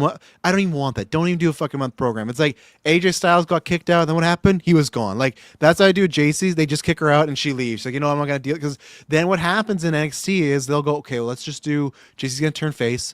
We're gonna have her for one more month, and then what happens at 1 month turns into another and another and another, and they're like, oh, JC's getting hot as a babyface here. We should leave her. It's like just kick her out. Title a third time. Yeah, like just kick her, have her lose, have them kick her out, and have them to rock it out for a little bit, and then just JC go to Raw or SmackDown. Probably like Raw better for a career, but SmackDown because SmackDown's gonna need some heat because Rhea's gonna beat Jade, Michonne, and BFAB. So like have JC as like a contender for Rhea or something like that. The classic fighter bruiser combo from GM mode. I run that all the time. So yeah. So that then for the NXT Women's North American Championship, this was pretty much locked in of Tatum Paxley versus Blake Monroe. I can't wait. That clip of I'll like be there. her pulling her like under the stage had like 30K likes like on Twitter. Like this is the match people have been wanting. I mean, pretty much since like she came to NXT, like people are like, we need to have Tatum, and I think the feud's going to be very entertaining. I think, well, they both I said this like before she even won the title, like on Discord. I felt this was going to be the match since they were both on interviews saying like this is the match they really really want to have, and I think it's gonna be a great match. Oh yeah, this could be also one of the top matches of the show. If I don't watch the whole show, I'll be there for that, because it's a classic, like that classic setup of pretty blonde Barbie versus the scary goth girl, but also because I like both their work. So it's like, and the character work and ring work. I don't which way does this go? Because I still feel like Blake should get up there, because I also feel like Sean. The winner of this match, the thing they win is getting to stay in NXT for like 6 months minimum. Well, Blake should not stay there, because they're fucking kamikazing her career. I'm sorry, like it's not gone well for Blake in NXT. She's like one bad thing after another. I think Blake will actually do well on the main roster. Tatum on the main roster, I'm very curious it's gonna go, because I feel like it's very high ceiling or low bar. Like I just, it's gonna be about how that. Very similar to Lyra.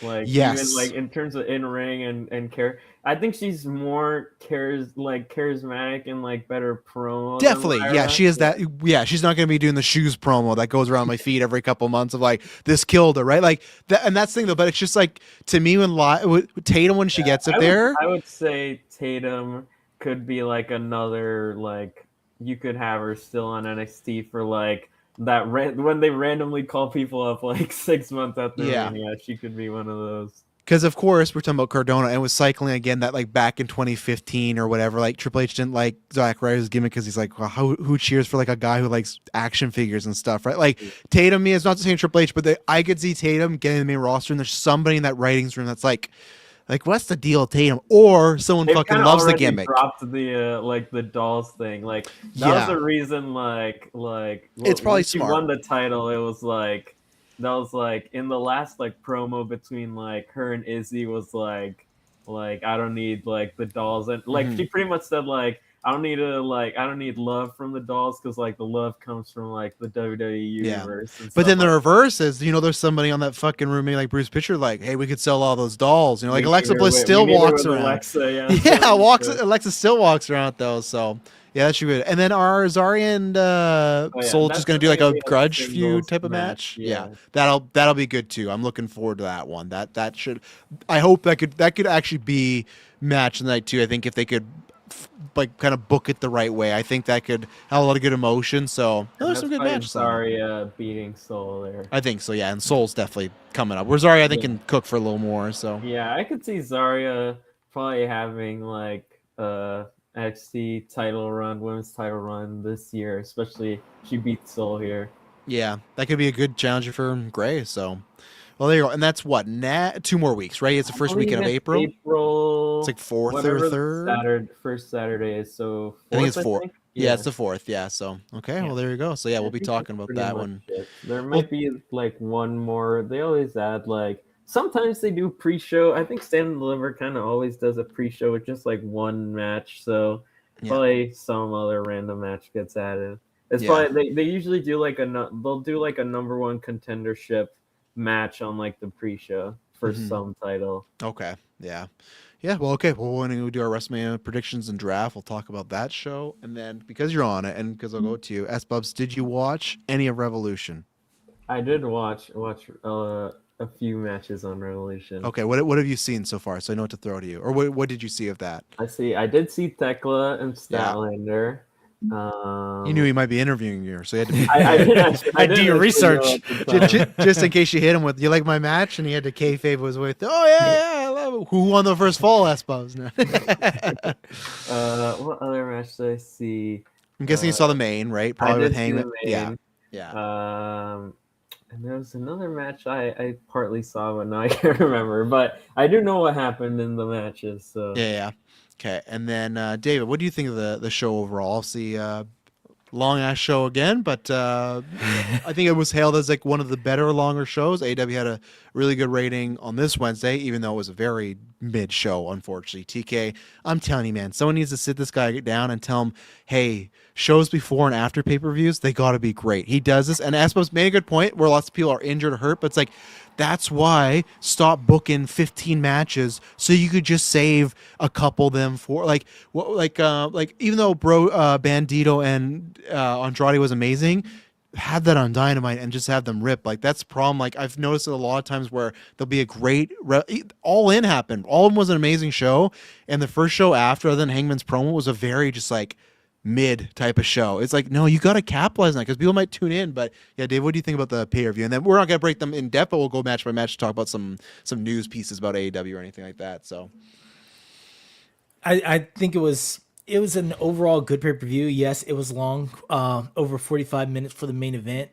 And, to your point about people being burnt out, there were 13 matches with over 35 competitors, I think. Like I looked it up. Like you're burning out your roster. So yeah, when you're coming back afterwards, people are just like, yeah, they're tired. Like I'm out of this. And so yeah, like, but overall it's good. The MJF Hangman match was great. It had its moments.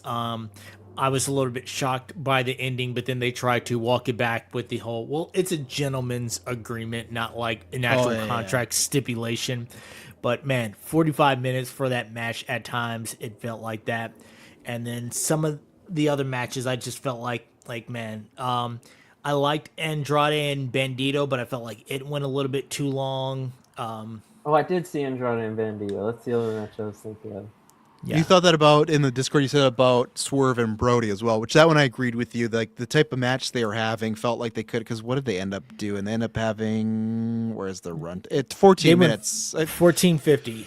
Yeah, you could have cut it down by like 3 or whatever. But obviously AEW, right? They like to let people go. So same thing with John Moxley and Takeshita. Like again, don't get me started, man. They're good guys, but 23 and a half minutes for this match. Like I'm fine with it if Takeshita wins. I'm completely fine with that match being that long if Takeshita wins. I'm fucking so done. I'm gonna do it right now. I'm so done with Tony Khan and everything with the Death Riders. I'm sick and tired of this. Not even like we talk about per episode. It's not even per episode. They'll switch in the episodes of heel and babyface. They switch in the match, like they come out as heels and then they work babyface or vice versa. Like it. And Death Riders, this fucking thing that like when they like are linked and they do circles, stop doing that shit. You guys look lame. You guys are supposed to they're supposed to be these badasses that are doing like ring around the rosy. Like what the fuck's going on here? Like I like the Moxley like Marina in this is the Mox verse of we are in the Mox verse, right? And it sucks because the All-In thing worked, so it's like, well, I got that, and it's just all the stuff of Moxley like beating Takeshita and they shake each other's hands and then he runs away like a chicken shit heel, and then on AEW like again he's back to taking cheap shots on Ospreay. And I think the whole Revolution show is great. I think they definitely have been they're trying to get the momentum back. I think it's worked. Whatever you feel, Ronda, with them getting Ospreay, Omega, Ronda, like they're going for like they want the big matches and moments. So I think that was great. I think you cut this by a few matches. This is like a top 5 pay-per-view of all time. But they just he can't help himself. But with the Death Riders, I'm just so sick and tired of this heel and babyface stuff. I'm sick and tired of even that. Just like have Moxley beat Takeshita in the match, like with a heel, like just do something to make him that way. Like the story stuff of like him just, I don't know, like just defending every week, fine. And the Marina stuff, I don't understand it because I agree that I suppose maybe it was some sort of test. We don't know what's happening with Toni Storm because apparently she's out of all ritual. Well, I don't know if it's like a test, but like we don't know Toni Storm's out for all the rest of the year. We don't know if that happened before or after. I think we're gonna assume it happened after the match. So maybe they did have more plans. So I was gonna say maybe the plans for Marina beat Toni, but it's like then why is Marina losing to Mina? Like Marina's like made such a progress, I think, from where she was. And I'm not saying that match was like a great match, but I thought it was a very good match for Toni. It's like a 9-minute just brawl match, and it was fun.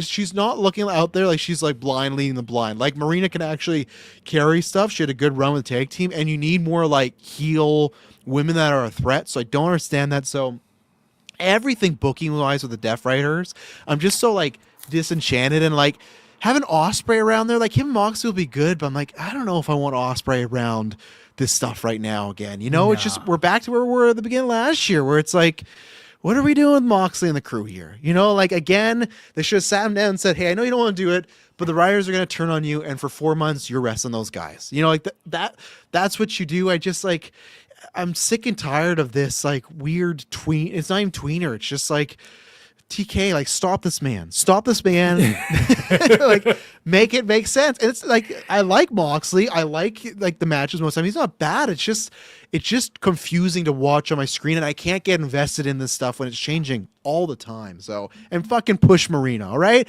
Marina delivered in that fucking match with Toni. She was good. She could like be a great challenger for Willow. Like I'm full of the way I bought those Tekla stocks when they were low. That's me and Marina right now. Like she should not be losing to Mina, who, as much as I appreciate Mina, they've booked her like dog shit in AEW. She's not a threat at all right now, you know? So Yeah. that's It doesn't make sense. Like okay, Toni Storm versus Marina, you know, they went back and forth, great match. But if your objective is to push Marina afterwards, then like this 50-50 booking, like none of it makes sense. And yeah, Toni can lose. She can lose and not be hurt at all. Even if she wasn't injured or whatever, some people think she's great. Whatever it is for 2026, she could have lost to Marina and she'd be completely fine. She's like untouchable right now, you know?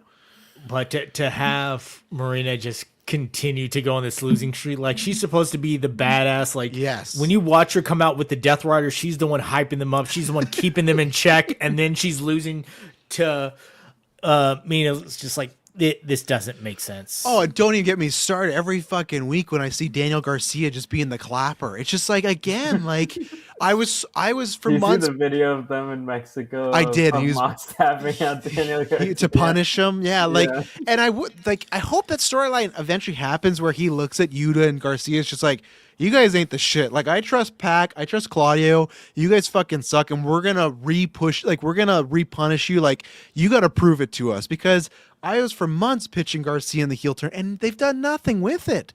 Like, nothing with Garcia being like, he was better off now being the half booked babyface, because at least every once in a while he'd wrestle MJF or he'd get like a at least month TNT title run. Now he's just a manager, or he's just a guy that loses. He's not even getting the here damn title run. Anymore. Yeah, like this is what, and it's just, and I get they have lots of people, but that's where you gotta do this stuff. And maybe Garcia doesn't care. Maybe he's just getting pushed. Even Yuta, at least like every once in a while, at least he gets like the hair versus hair, and he gets like a moment, right? Like it feels like Yuta's cooled down, and then like, we're gonna do something fun with Yuta this month. Garcia's done nothing. He's nothing, and that like, and I'm really worried now with Pac when he attacked Ospreay on Dynamite.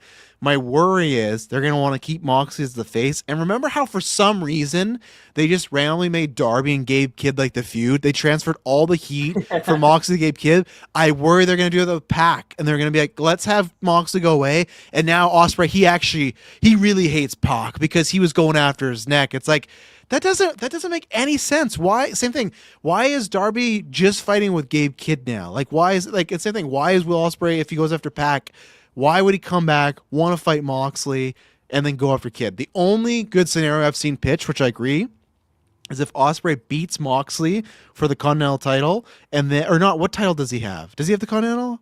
I don't even fucking know anymore. Yeah, and he beats MJF at All In, and they merge those titles. That's the only good scenario. Again, but keep them. No, keep world title. Yeah, the world. Okay. Yeah, world. And keep them merged. It's like full on undisputed, whatever. Don't bring back the undisputed title, but just like it's like what they did. I think it was like the original world heavyweight is like merged with, I think, the hardcore and like the original IC title. There were like a couple belts merging into that one. Yeah, and the European title, I think, too. Yes. And that's the only scenario I want here. So we'll see what happens. And yeah, Toni Storm, that's a big blow. I really hope this is not TK's excuse to not book like more women's matches on the show. Because I always felt like, well, we got a singles, a tag, and the Toni match. You've now shown you can book 3 women's matches on the pay-per-views. Keep doing it, Toni. Put other people, highlight them to go, well, Toni's not here, so we don't got to book one. It's like, no. Like, keep that going. We had, and even though it was only, I think it was like 5 minutes, we had the Divine Dominion, some of these names, but the first, the Babes of Wrath. Like, would have liked a little longer, but man, they made Lena Cross look like a fucking star. Like, I don't know this woman. I've never seen her wrestle, but the last few weeks, it sucks for... I hate saying this because I sound like such a douche. Like, it sucks for Ford. I don't want her to be injured this to happen, but like Cross already like feels like miles more interested I am in Bane and Cross together than I am with Ford, because I feel like Ford has like a limit of what she can do. But yeah, I'm very excited to see, and hopefully they keep Bane and Cross away from Willow. Like, let the tag division kind of be its own thing for a little bit, and let Willow do her Yeah, own thing. that's what I'm hoping. Like with them losing the tag titles, you can put more focus into the TVS title because not counting like it depends on it because she defended on the pre-show against Yeah. Selena Cross. But let's say, would you count that as like defending it on the pay-per-view? No, it's pre-show. So It's pre-show. in that I've case, the TVS title hasn't been defended on a pay-per-view since Monet did something right. Wrestle Dream. Yeah, So like and that that's would be like 6 months ago or something like that. and when the whole debate about Jelly Roll versus AJ Boom, this is where I do love TK. AJ Boom has apparently wrestled 4 or 5 matches in AEW. I've not had to see a single fucking one because I don't watch pre-show, and that's where you keep them, and that's where Jelly Roll should be on the WrestleMania pre-show. Put Jelly Roll there or something, But that's where Boom, and yeah, so I don't consider that as the pay-per-view. That's some people might say that's like no. And now remembering that was the Mina and Mercedes like match, right? The surprise, the open challenge. At Full Gear, it was like Mercedes was there and she was the champion, but she was challenging for the main AEW Women's Championship. Then at World's End, it was she was in. Was that a Full Gear? Wasn't that at All In, her and Toni match? Or no? Oh no, yeah, you're right with Stat. No, you're right. Right with Stat. Yeah. Right. Yeah. So that was for the AEW Women's Championship, and then at World's End, it was the tag title match, I believe, of her and Athena.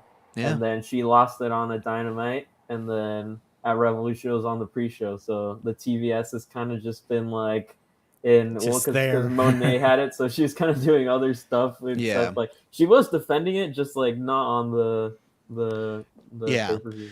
And I feel like clearly because we talk about it now, I feel like that's I'm not gonna 100% lock it in, or Travis told you, but I feel like Tekla and Monet is a very good shot of happening. I feel like that's the biggest match you can do now. Yes. I think so now, because especially with Toni being gone, I think you have Monet win the Owen again, and this time she actually wins the main title. I'm sure most people know. Listen to the show. Monet's been losing those titles all around in the independents, which I really like, because I saw some people be like, "Oh, she's just gonna vacate them all," and I like that she's going back to these promotions, giving back to some of these wrestlers who you've never heard of, but they're pinning Mercedes Monet. So I think it's a great story that she loses all these titles, she comes back, and her and Tekla could be really interesting, and that's a big one at All In. I don't know what they would do with Willow. Like, I don't know who. I'm trying to think if they can get her on the card of the TBS, who that could be the big one, but that could also change by then. Who knows? But yeah. Even if they like sign someone we're not even thinking of, and in that time, like they get hot, and that's the TBS. Could have been your fucking spot, Bailey. That could. And imagine that All In. You could have had Bailey and Sasha, Mercedes holding those world titles together. That photo right there. They could do the new middle finger, photo and everything, but.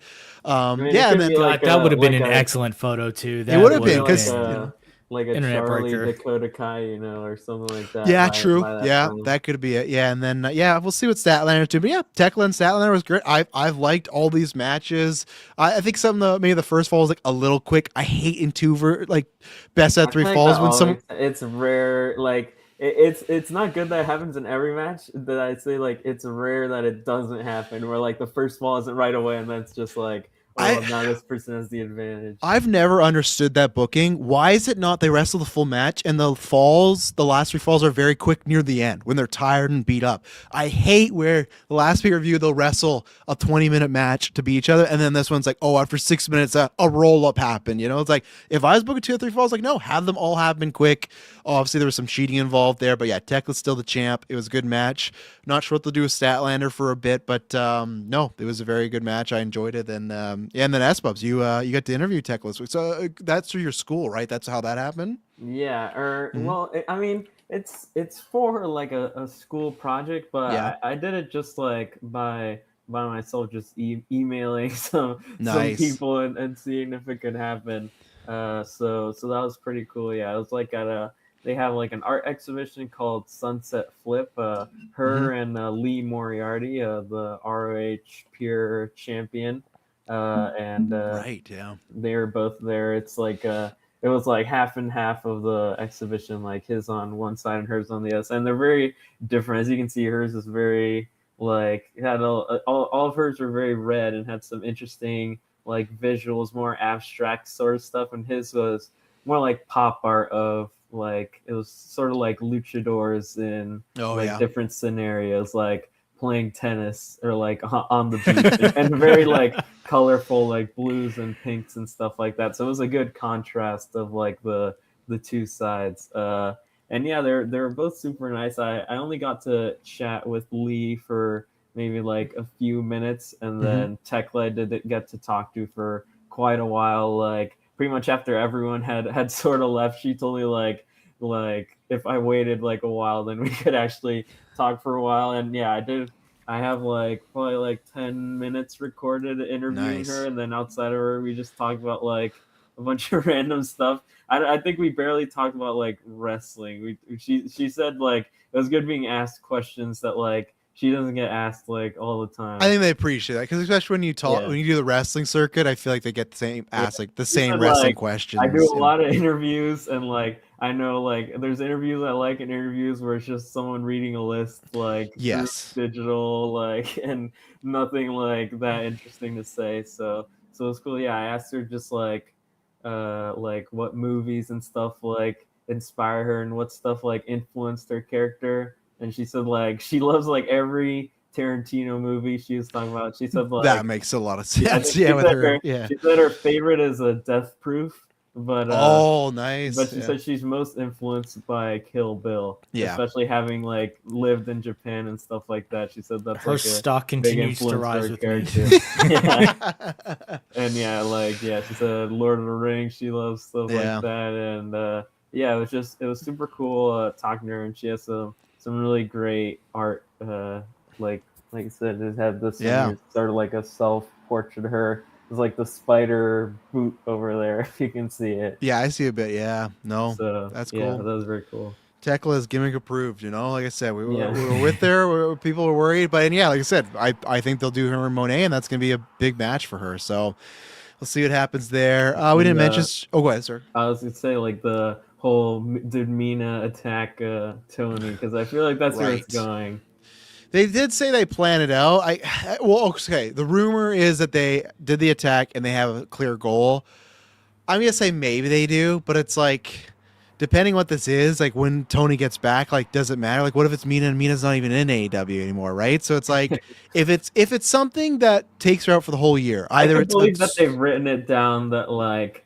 Yeah, sure. Mina is the one who attacked her. If I can believe that end up happening, then that's a different thing. That's exactly my thought. That I can believe that they have it planned out. That's great, but I can't believe that it's like for sure gonna materialize. So I hope it is the happier option. People speculate that if she's pregnant, because if it's an injury or something like that keeps you, that's something really bad. That's where it's like, man, that sucks. And what a crazy thing just to go from. I see her doing like she was at some convention doing a meet and greet like today.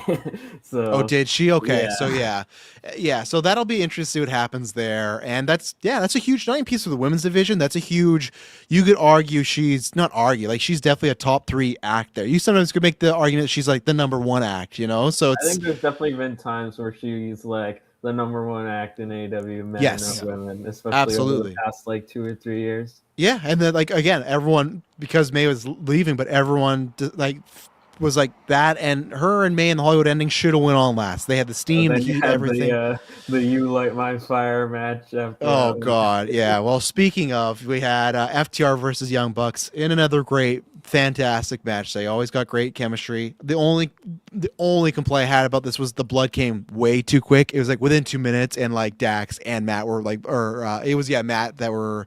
Or sorry, Nick, we're bleeding right away. I was fine with them brawling. Like Nick Jackson. There's always the memes of like Nick Jackson should be like the world champion without Matt. It was like Nick Jackson if Matt didn't exist, and it was like AJ Styles. Yeah, I saw that one too. Yeah, and no, it was great. I appreciate like I was pitching with the Orton Cody thing. I like the bell rang right away. The kids legitimately added such a great dynamic, because sometimes family members they don't. That moment when Matt goes over his son, he's like, "You go in there, you kick their ass." It's like it was great. It felt like old school NWA. I can't remember, David. Felt like a real rivalry. What was the year? The Rockers versus somebody, and it was like a really bloody match, and they even used like Magnum RTI's like foot as a weapon. I can't remember what that was, but it like made the Rockers, and it wasn't that, but it felt like that where it's like these guys hate each other. And the match was fantastic. Like I said, maybe the blood could have held back like a little bit. I think if they just went to it.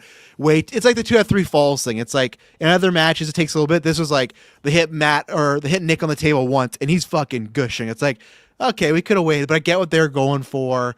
And even then, they hit like a pile driver on the apron on Matt like within 3 minutes. That's my only critique is they could have waited for some of the bigger stuff a little later, but it was a great match. And I don't know where they're going because I know they're doing FTR and Cope and Christian, which have a terrible shirt. That whole Cope cage and then it's it's awful. It's awful. You're wearing that to. I'm not buying that shirt when me and Dylan go there. I do wonder if it's not at Dynasty at some point. I think they're going to do a triple threat tag. I feel like the way they're not like the all in TLC match. I don't let them do TLC. Please don't let them do that. They can't. I can't have Edge and Christian doing TLC at the age of near 60. Like, please don't. But hey, I've been manifesting it, and I'm so happy. Dynasty, I'm gonna sit there. TK, you just they better fucking win. I don't want no dusty finish. I don't want no heel heat. I want to be sitting there watching Edge and Christian in their 50s. I never got to see them tag live. They're two of my favorites. I want to be seeing that because I'm in a Dynasty, and I still think this could be a good match. I do think it's really unfortunate for Cage and Christian or Edge and Christian. They got to follow this. Like, yeah, that's tough. I'm sure they were watching it back there. Like, come on, guys. Like, don't go this hard right now. Like, wait till after. But I think they're gonna win, and then I think we're gonna get Christian and Edge for Young Bucks. I think that'll be fun as well. So I think the last time FTR and Edge and Christian had a good match, I think it will be good again. Maybe just more with a stip there. But yeah, this was a great time. So. I forgot to say I kind of have a hard out like pretty much right now. So okay, go ahead, man. I don't know how much is left of the No, that's show, okay. We're near the end here anyway. So yeah, you get out of here. We'll talk to you in a little bit then. Have a good day. All right, see you. All right, see ya. Yeah, what do you think about the tag match, David? I thought the tag match was incredible. Like this was one of the ones where the timing of it, like I did not feel like, oh my God, this match is still going on. Like it was only 18. It wasn't even the longest match on the show, you know, like not even the second longest because Mox and Takeshita was longer, Andrade and Bandito was longer. So and they just have so much good chemistry, and I'm just like, man, this was great. To your point, yes, if the blood was not done the hard way, like if they were blading or whatnot, then probably save that for a little bit later for more impact. Just to escalate it, right? Because it just felt like it's to go right away. But still, they had lots of pies in the match. Yeah, so. but the side of just the bleeding out, it gave throwbacks to the old school, the Stone Cold just passing out with the blood and things like that. Like they were having some moments, and I'm like, man, they have amazing chemistry. They are proven. Even still with like all the comedic stuff that they've done over the years, all the other crap that they've done over the years, they're still two of the best tag teams, period. Yeah. There's a moment too when Nick was getting back in the ring and he slipped on his own blood, like little stuff like that. That was just great. Like, and before I forget, that's like another like happy accident at the end of Hangman and MJF when Hangman fell on the camera and left the bloody mark on the camera. Oh man, that was great. That was fantastic. So no, that was great. And yeah, I didn't have a problem with the main event as far as how long it went. I do agree with people. It's one of those things. It's tough because it feels like it's like the Cody and Cena SummerSlam match where it's like they did everything in that match, right? So I think there's a couple times it could have ended, but I actually do appreciate that MJF just beat Hangman. He didn't cheat. There's no interference. And I'm actually very happy Swerve didn't get involved because that would have just been to me like a cheap pop for the sake of it. Like you can do Hangman Swerve later on.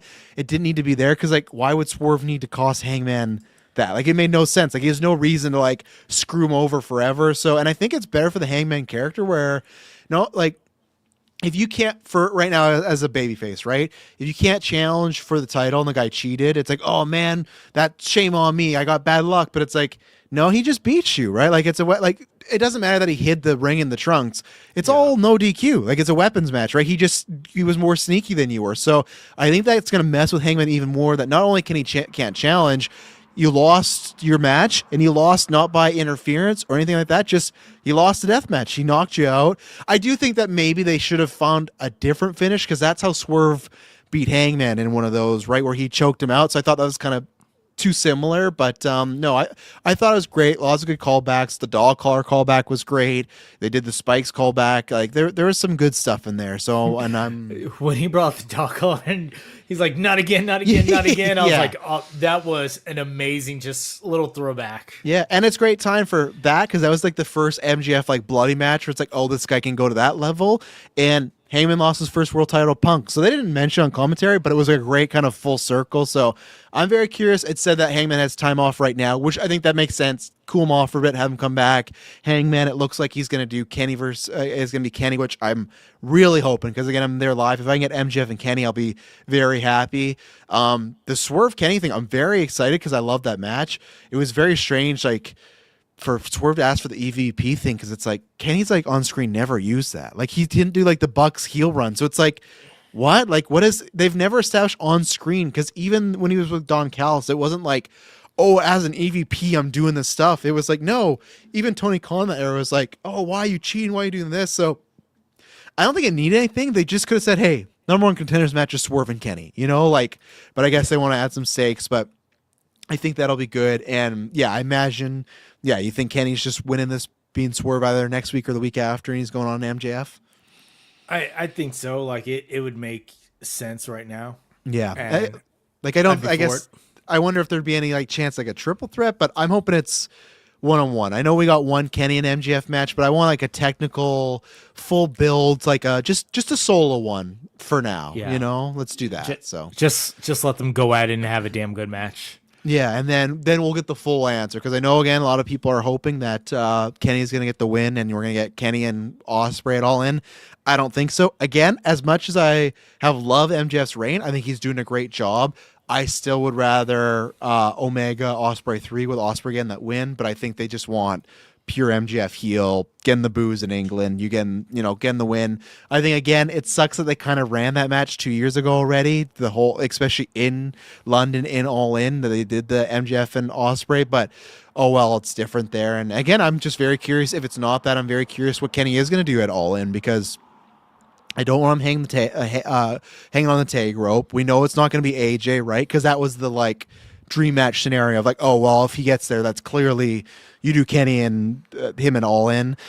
I don't know, like, I don't know what's going to happen. I still feel like maybe they're going to do Takeshi and Okada, even though that we didn't talk about them Death Riders. Again, Takada loses like, or I put their names together. Takeshi loses the, bridesmaid scenario, can't beat Okada, can't beat Moxley. So I really don't know what they're going to do. If Omega does not get this win against MJF, which I still think will be a good match, I don't know what they're going to do with them. Maybe you could do like a him and a heel Hangman, maybe something like that and get that feud going. I don't know, but it's interesting. I feel like it's similar to where Mania was a couple months ago, where other than a few things All In, there's a lot of like, I feel like it's like we know MJF and Ospreay and then probably Tekla and Monet, and the rest of the card's kind of like, I don't know, like it's going to be, and obviously they got a long way. It's not till August, but just, even then, that's not really though, right? Because the tickets went on sale in April, May, June, July. It's 5 months away. It's not that, it's pretty soon. It's right around the corner. They'll start that build going on, right? So, yeah. I've been seeing a lot of talk about them running back. What was it? Mark Briscoe and Tommaso Ciampa, and having them go again, leading up to that, and having a full-on street fight into that. I'd be down for that. Yeah, I'd be down for that. I'd be down for Ciampa to kind of get keeping some heat going as well too. I really want talking about Omega. I'd love to see Ciampa and Omega. So yeah, that could be good. And then I just hopefully Ciampa doesn't like go to the Callis family or something. Just keep Ciampa on his own. Let him do his own stuff. So yeah. And before the Ricochet controversy stuff, I was wondering if they would lead up to a one-on-one rematch for them for the national championship. And now I don't know if they're gonna cool off Ricochet for a while. Yeah, obviously some controversy there. And again, that title, he won the Battle Royal. And again, I care zero about the national title. I like the way it looks, but just too many belts, too many things to care about. Like I said, I can barely remember which title Moxley has by name, So, yeah. Anything else for the pay-per-view we haven't touched upon? Yep, that's it. Yeah, and then the show after was kind of a nothing burger. It was a very weird. Like they had the match or the show ended with like a promo with Edge and Christian and the Young Bucks. It was very like what it's strange. So we'll see what happens for the next few weeks. But like I said, the next time we'll be back is sometime in beginning of April. Yeah, because already 21st. So we'll be back with our draft and April predictions. I think I will do a Travis where we'll talk about Dynasty results on that episode with all of us. But I think I'll do a Travis Told You with Dylan to get his thoughts because he's never really watched any wrestling and get his live thoughts and see what this is going to be fun. Yeah, it's going to be a good time. I hope it's a good show for a newbie. I hope it's not one of those like, oh, that's what you watch. And I feel like I haven't prepared him for how long it is. Luckily, we're on Pacific time, but I'm not gonna. But I don't think I've prepared him that it's like a 4-hour thing. But again, people for the most part, unless it's really bad, live wrestling and sports is usually a good time. So look 4 hours for the main show. That's not counting pre-show, getting there and everything else. Luckily it's gonna be a long day. Yeah, we'll see what's on the pre-show. Maybe we'll grab some dinner before that and be there for the main show. I think I'm gonna lock in. Okay, when's that main show start? Because that is and it's on a Sunday one too. Because we're doing that, and then I'm in Vancouver, and then he and I are doing a road trip back to Kelowna because he's visiting his family. So he's gonna be driving for 4 hours the next day. So that's where it's like, I wish it was the Saturday, but that's where it's like, yeah, maybe the pre-show. We'll take our time to get there. We won't be rushing because we're all gonna be watching 4 hours, and so we'll see. But we'll be back in April with the new draft, with WrestleMania predictions, other AW news, and we'll be reviewing WrestleMania Night 1 and Night 2, and then GM Mode will be happening at some point, probably near, like I said, more the back half of April because we're gonna be busy with all that WrestleMania stuff. So until then, it will not be boring, and we'll catch you then. All right.